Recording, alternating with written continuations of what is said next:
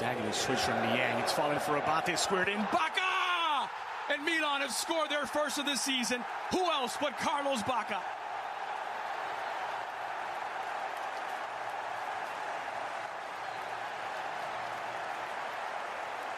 This all starts with a wonderful pass out wide. I believe it was Niang who plays it in perfectly into stride for Abate. Bacca does well to make the run. It is Niang. Identifies that overlapping run of Abate, puts it perfectly into stride for him, and sometimes he's questioned about his crossing ability, but this one, taken first time, it's a sensational cross by Ignazio Abate, and Bacca with his pace, getting by the two aging center backs, and who else? You create the opportunities for him, he'll most likely put them away. See that defense strength to deal with adverse situations. Excellent switch by Aqua. He's picked out Molinaro. Cross into the heart of the six, and it's an equalizing goal. He hasn't had many chances, Andrea Belotti, but he's put this one away. It's Milan 1, Torino 1.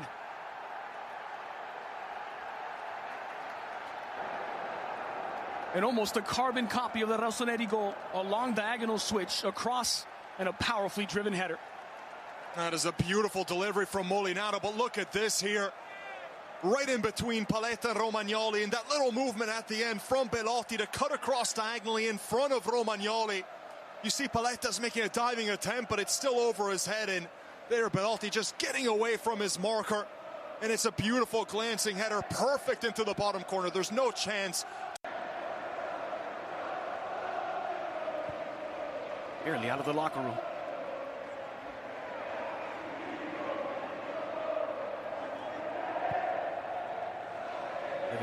By Romagnoli. Niang. Delivered for Carlos Bacca, who makes no mistake. Another wonderful ball from Mbaye Niang, and it's a cool finish from the Colombian. It's Bacca 2, Belotti 1. Another brilliant ball. The service is coming a lot more often than Bacca saw last season. And it starts, surprise, surprise, another long ball from the back, Romagnoli. This is one of the things he said he had. Actually said he had feet like Zinedine Zidane, if you can take that seriously. Well, that's a ball that looked very much like a Zizou pass back in the day. And Niang still has everything to do. It's on his weaker left foot and still puts it on a golden platter for the Colombian, who does well to settle it. Cushions the ball right in front of him. And still a bit of both Suso and Abate, and here inside the box one-on-one. He's so good when he's taking on the defender like that with those quick step overs. He's always going to have that burst of acceleration to beat Moretti, and then he gets bundled over. That looked like a clear penalty. Plenty of contact from behind Obi, not much of a protest either. And Bacca going for the hat-trick. Opened the account in the 38th minute. And after Torino's equalizer, put Milan back in front in the 50th. Now in the 62nd, a chance to put some cushion for themselves in the Granata. It's Carlos Bacca against Daniele Padelli. Bacca made no mistake once more. A hat-trick for Carlos Bacca. It's Milan 3, Torino 1. And an early lead in the Capocannoniere standings for the Colombian. Oh, he's on pace to score more than 100 this season, Bacca. So watch out for Higuain's 36-goal record mark of the previous campaign. He just makes it simple, right down the middle, rifles it as Padelli guesses to his right. All set up by the individual work of Bonaventura. He's not going to get forward nearly as often as he's playing in that midfield role, but when he does, still capable of creating moments like that, and Bonaventura drawing the foul. Hit down, but into the path of Baselli. Didn't have an opening to fire, may have one yet, and he's pulled one back.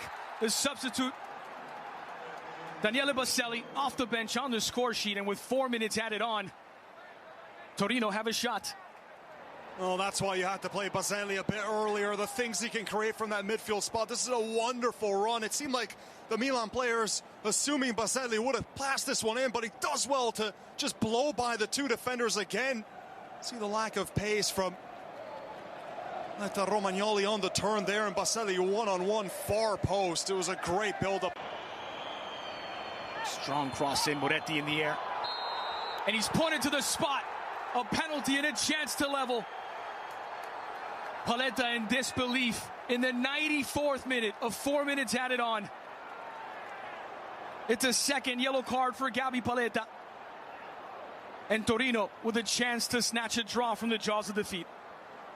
That's a great attitude from Mihailovic's men, never quitting. Paletta's pointing to his shirt saying he was getting held, and there is a big rip through it, but it did look like he had quite some control on the back of Andrea Belotti, the intended target. Let's take a look at that. Both players holding on to one another there. You see the rip of Paletta's shirt coming loose, but that was a case where both players bear hugging each other.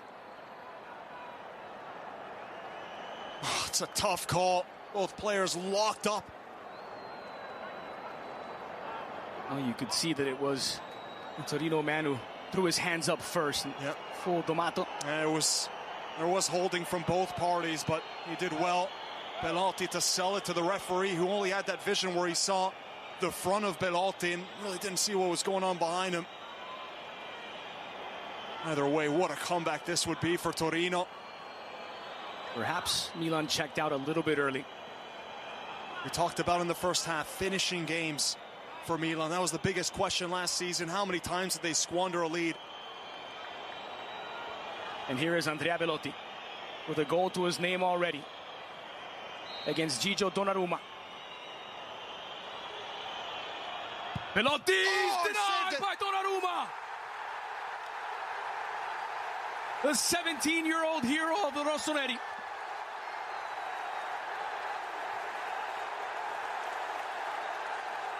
What a moment for Donnarumma. He saves the game and, more importantly, gives Milan 3 points. And is he ordering a re-kick?